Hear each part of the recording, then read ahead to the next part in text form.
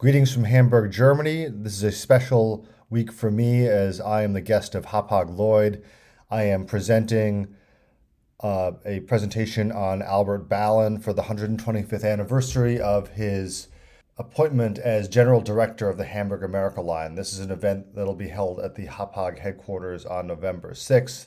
And yesterday I had the pleasure of attending the launching or naming ceremony of the brand new Hapag-Lloyd flagship, the Hamburg Express, a massive container ship that is 1,200 feet long and able to carry about 25,000 containers. So when I was watching this ceremony yesterday, it was full of the pomp and pageantry that Albert Ballin would have loved. It included addresses by the current chairman of the Hapag-Lloyd Corporation, Michael Behrendt, as well as the mayor of Hamburg. There was a christening with champagne.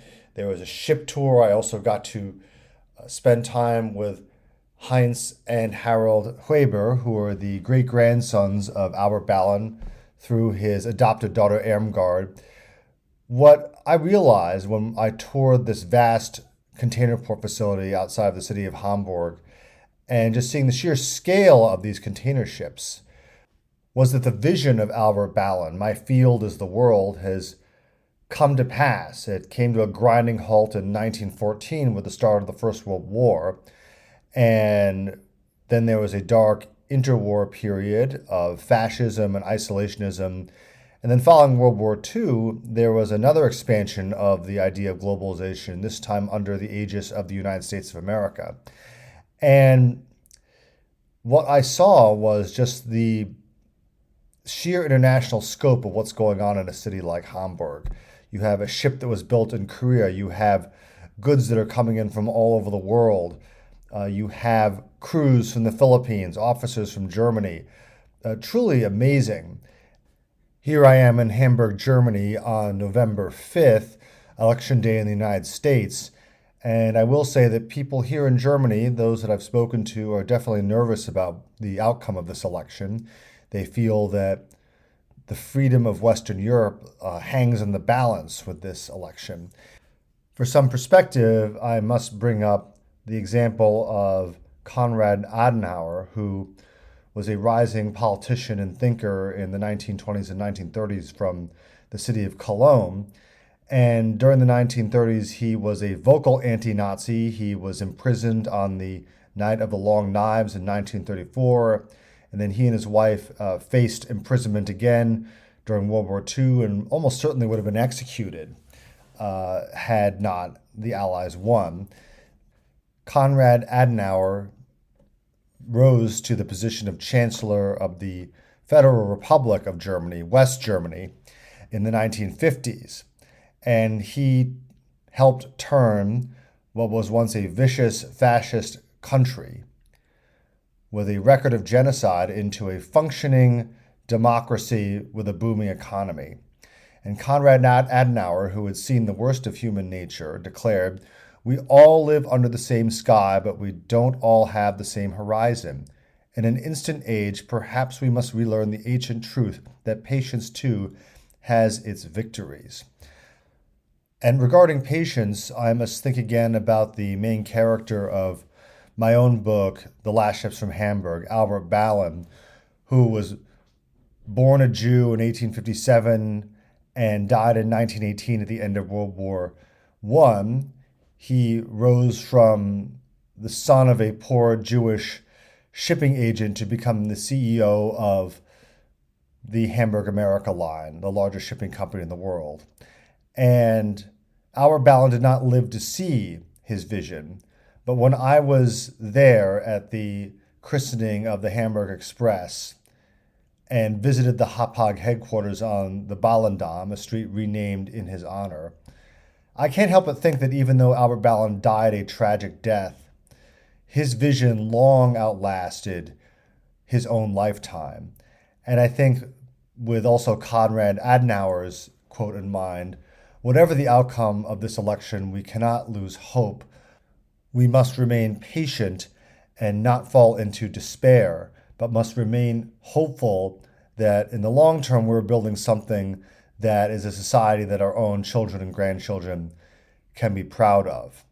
And history and its legacy and the legacies we often leave behind far outlives our own lifetimes, and must be mindful of that.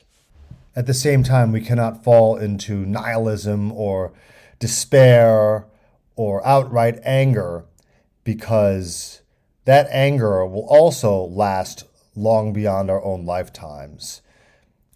I can only think of the example of Germany, because the rise of Nazism did not just happen suddenly. It was a result of multiple shocks and traumas and long-term simmering hatreds that found just the right time to arise.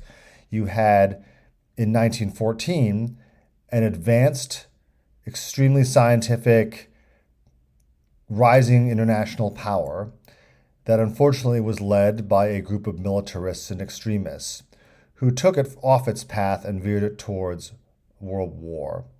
And it was roundly defeated in that war, in a two-front war, and its people suffered inflation, they suffered starvation and humiliation. And there was a brief lull in the 1920s, a period of prosperity known as the Golden Twenties, in which you had a tremendous flourishing of the arts and architecture and music in places like Berlin. But you also had a rising current that resisted that, a reactionary current that was looking for a time to strike. Many of these people were hoping to eliminate all of this and restore the monarchy. Then you had the crash of 1929 that left almost half of the country unemployed and short of food. And it was then that confluence of economic hardship, long-term simmering anti-Semitism that had been around since the time of Martin Luther, and the humiliation of the war. This feeling that Germany had been not defeated, which it had been, but quote unquote stabbed in the back by a group that was convenient to blame, the Jews, that someone like Hitler could take power and take control of the entire apparatus of government. And Germany is a country that I have visited many times. I have long admired its high culture, its love of shipping and music. The city of Hamburg in particular has a strong affinity for me because of its combination of history and music. It is not just the home of the Hamburg America line, but also the hometown of the composers Felix Mendelssohn, Johannes Brahms, also the workplace of Carl Philipp Emanuel Bach and Georg Philipp Telemann. Music that still resonates to this day, their work does. But Hamburg is also a cosmopolitan city because of its position as a port. It's kind of the equivalent of New York City. I think that Germany offers a very strong example for the United States to follow and learn from. And it took a particular confluence of bad factors to happen to make Germany turn into darkness in the 1930s. I'm hoping that the United States is big enough, diverse enough, and complex enough not to fall into the same authoritarian trap of resentment and anger that befell Germany 100 years ago.